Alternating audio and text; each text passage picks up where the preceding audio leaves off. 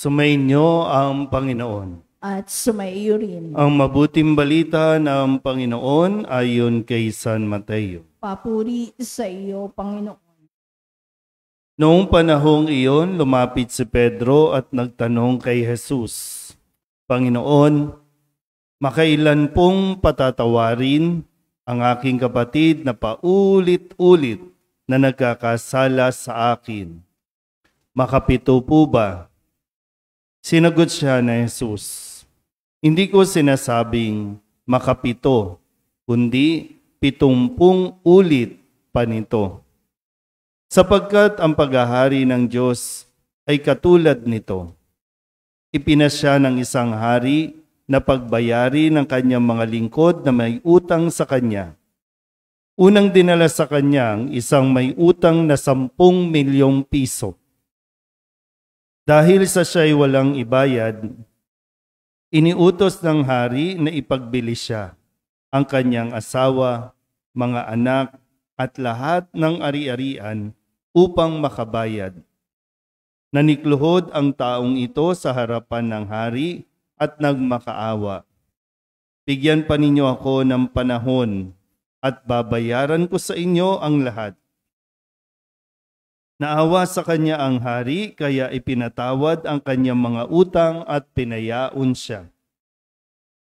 Ngunit pagkaalis niya roon ay nakatagpo niya ang isa sa kanyang kapwa lingkod na may utang na 500 piso sa kanya.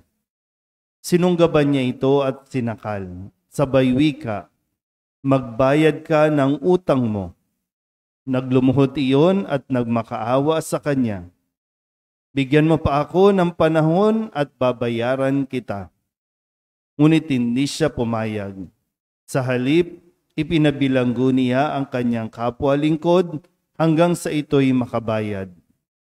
Nang makita ng kanyang mga kapwa lingkod ang nangyari, sila'y labis na nagdamdam. Pumunta sila sa hari at isinumbong ang nangyari. Kaya't ipinatawag siya ng hari. Ikaw, napakasama mo, sabi niya. Pinatawad kita sa utang mo sapagkat nagmakaawa ka sa akin. Nahabag ako sa iyo, hindi ba dapat ka ring mahabag sa kapwa mo? At sa galit ng hari, siya'y ipinabilanggo hanggang sa mabayaran niya ang kanyang utang. Gayon din ang gagawin sa inyo ng aking amang nasa langit, kung hindi ninyo patatawarin ang inyong kapatid. Pagkatapos sabihin ni Jesus ang mga bagay na ito, siya'y umalis sa Galilea at nagtungo sa lupain ng Judea, sa kabila ng Ilog Jordan. Ang mabuting balita ng Panginoon. Pinupuri ka namin, Panginoong Hesukristo. Umupo ang lahat.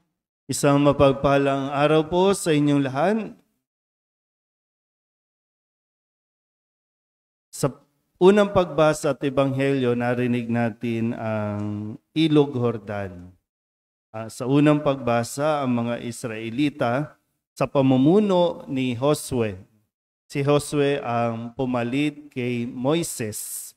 At sa panahon ni Josue, dito na sila tatawid papunta sa lupang pangako. So tatawirin nila ang Ilog Jordan at itong ilog na ito ay ginawang, kumbaga, yung pangalawang paghahati sa tubig. No? Tuyo ang nilakaran nila. Lupang pangako na doon sa kabila. Kailangan lang lampasan, tawirin ang Ilog Jordan. Paano sila nakarating dito? Dahil sa patuloy na pagpapatawad ng Panginoon sa kanilang mga kasalanan.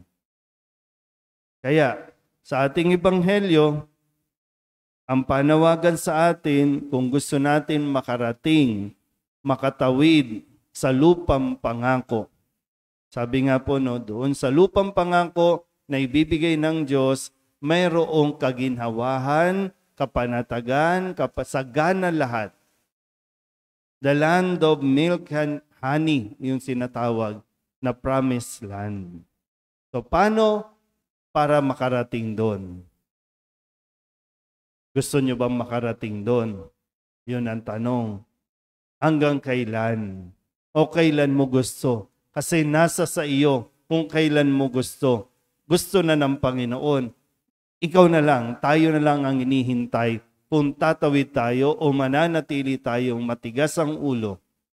Mananatili tayong magmamatigas dahil lang sa pananatili natin sa mga bagay na hindi naman na dapat, lalo tigil sa mga bagay na ginawa sa iyo ng isang tao o ng ibang tao, pwedeng malapit sa iyo, o pwedeng hindi, o pwedeng kinalimutan mo na yung taong ito dahil sa ginawa niya sa iyo. Ang usapin tungkol sa pagpapatawad ay tungkol din sa pagpapalaya. Hindi lang pagpapalaya sa taong nagkasala sa iyo, kundi papalayain mo ang iyong sarili mula sa nakaraan, mula sa nakalipas. Ang kadalasan kasi sa atin, kung titinan natin, lagi tayong nagbibilang. Ilang beses ko ba dapat patawarin ang isang taong nagkasala sa akin na paulit-ulit? Ilang beses? Isa lang daw. Ha? Kalimutan na natin agad, no? Ilang beses? Ilan yon? 70 times 7. May tao ba talagang makakagawa 70 times 7? Imagine niyo nga po, 70 times 7. Sino magaling sa math? 70 times 7. Ha? So, hirapan tayong bilangin. Kasi bago makagawa ng ganun kadaming kasalanan ng isang tao sa iyo, sa iyo.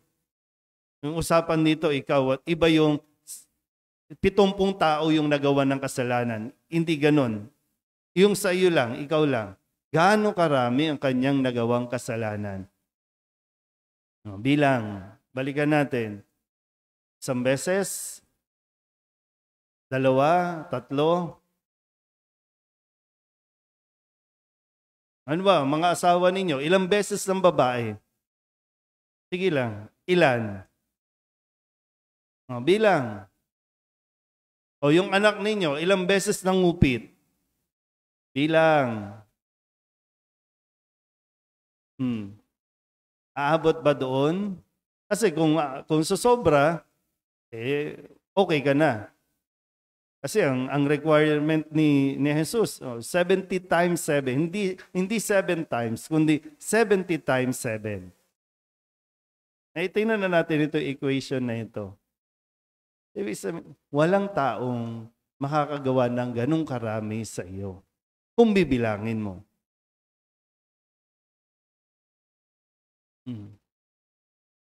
Pero ang sinasabi lang dito, mahirap kasi 1 beses, 2 beses, tumigil ka na. Pero ang usapin, kasi ang sabi, ilang beses kong patatawarin.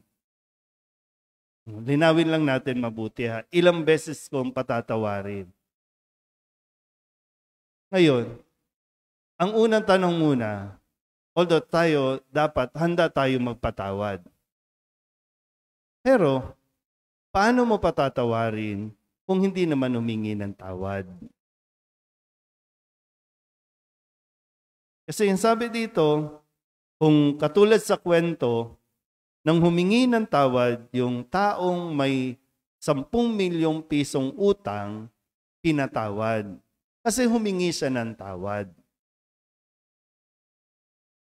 Tapos yung isa na mayroong 500 lang na utang sa kanya, nagmakaawa din, hindi niya pinatawad.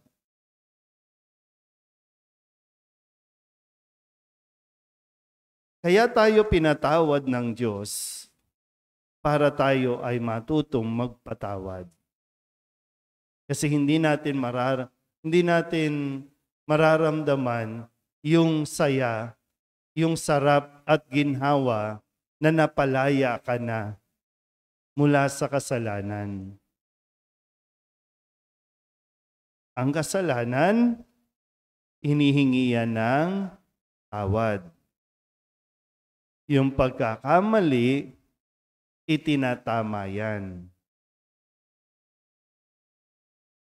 So, kung gusto natin makatawid, makapunta sa lupang pangako, kailangan natin tong gawin. Kung ayaw mong makarating ng lupang pangako, yan, habang buhay mong dalhin ang sama ng loob, habang buhay mong dalhin yung nararamdaman mo. Hanggang sa impyerno, dalhin mo yan. Kasi sa langit, hindi pwedeng may galit. Hindi pwedeng may sama ng loob. Para bang pwedeng sabihin natin, okay, nasaktan naman talaga tayo, pero yung mga peklat sa katawan natin, nagmarka na, wala nang sakit yan. Kahit pisil-pisilin mo pa yung mga peklat na yan dyan, wala na yan. Pero kung uulit-ulitin mo ang kwento na yan sa isip mo, magdurugo ka lang. Kaya sana po, no, pag nilaya natin ng mabuti, bagamat may mga tao pang nakakagawa ng kasalanan sa iyo, pero ang tanong dito na kailangan din natin paggandaan, kapag humingi ng tawad, patawarin. Kung hindi pa man humihingi ng tawad, maging handa kang magbigay ng pagpapatawad. Kasi kung titingnan natin, hindi ka ba pinatawad ng Diyos? Hindi ba tayo pinatatawad ng Diyos? Ngayon pa lang, magsabi ka sa Diyos, sorry Lord, okay na sa Kanya. Araw-araw, o ilang taon na ba tayo? Sabihin na, tingnan nyo nga, ilang taon na ba tayo? More than 70, yung iba. O papunta na sa 70. Yung iba hindi naaabot ng 70. Pero ilang taon na ba tayo? Kung bibilangin mo rin sa ilang taon natin, ilang beses na tayo nagkasala sa Diyos? Binilangan ba tayo ng Diyos? Hindi. Kasi sa tuwing humihingi tayo ng tawad, lalo tigit na sa sakramento ng kumpisal, back to zero. Kinakalimutan na ng Diyos ang ating pong mga kasalanan. Kaya, Lord, ilang beses ba ako nagkasala? Hindi niya sasabihin na kung ilan. Kasi pinatawad na nga eh. Yun lagi. So, dapat tayo maging handa sa paghingi ng tawad at sa pagbibigay ng pagpapatawad dahil yan ang binibigay ng Diyos sa atin. Amen?